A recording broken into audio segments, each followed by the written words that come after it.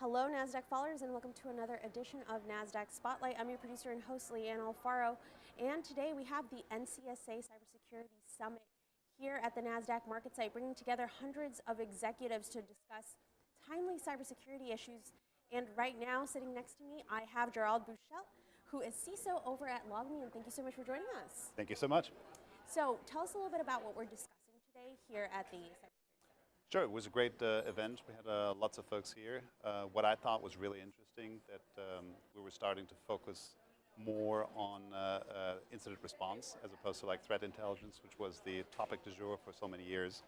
I was part of a panel, and we were focusing not only on the technical and technical aspects of incident response, but also much more on the broader picture. So if you look at any kind of incident that can happen, there's definitely a need to make sure that as you go through the stages of that event, you have the right communications. You talk not only within the IT department or within the security team, but also have coordination with legal, with HR, with public relations, with social, and make sure that you really have a good message to tell inside the company, your employees, executive leadership, but then also your customers and the larger market.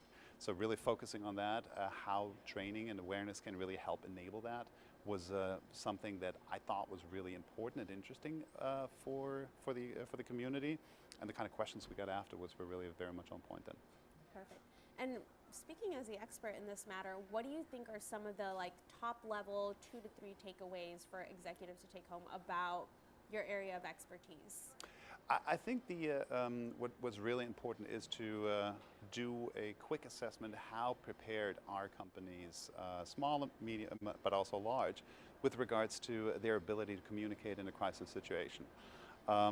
If you haven't done a tabletop exercise, if you have not been really preparing some plans and exercising that muscle over time, I think it would be very wise to take out those dusty pieces of paper and make sure that you really end up in a situation where you where everyone who's involved in those kind of events is able and capable to execute those plans quickly.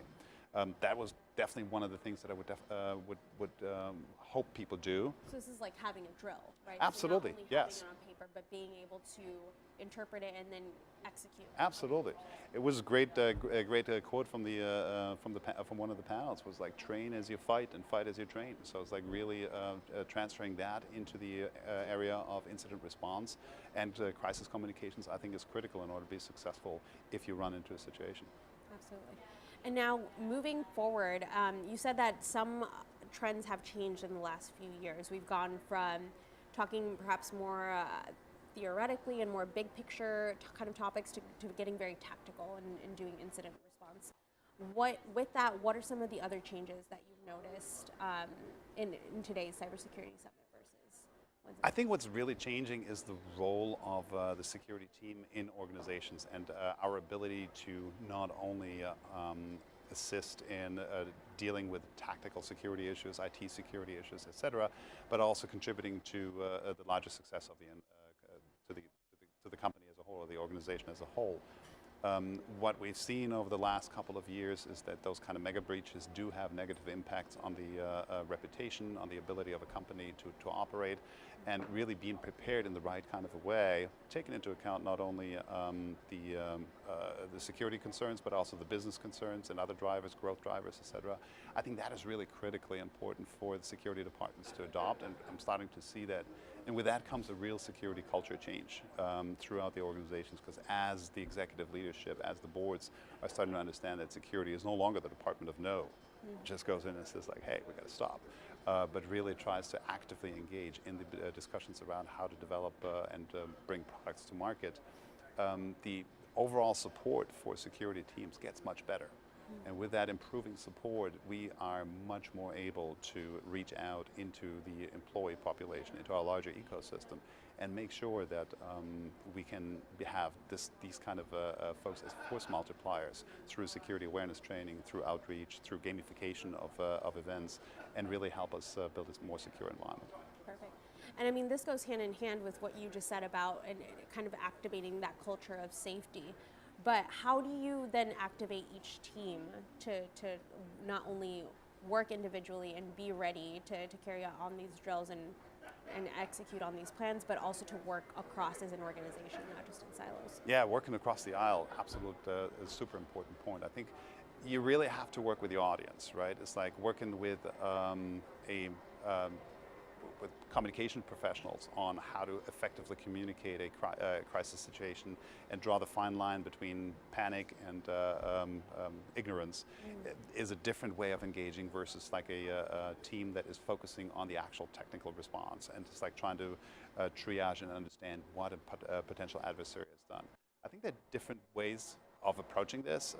As I said, the communications tabletop exercises around critical comms are important for the communications, for the corporate governance side. Having red teaming or purple teaming events that really allow a simulated attack happen at a company and then understand how effective our operational controls, our plans are in order to be able to defend ourselves in those kind of environments. And then for the larger employee populations that do not necessarily deal with technology all the time, I think it's great to have gamifications, like just have an escape the room kind of event that really where you have to be the detective that needs to find out what happened from a cyber perspective. It really can help make this much more accessible. Yeah, absolutely. And we have these kind of exercises even here at Nasdaq. So outstanding. To be very helpful. Gerald, thank you so much for joining us, and we hope to see you at the next Cybersecurity Summit. Would love to. Thank you so much. Nasdaq followers, please stay tuned for more coverage from the Nasdaq markets.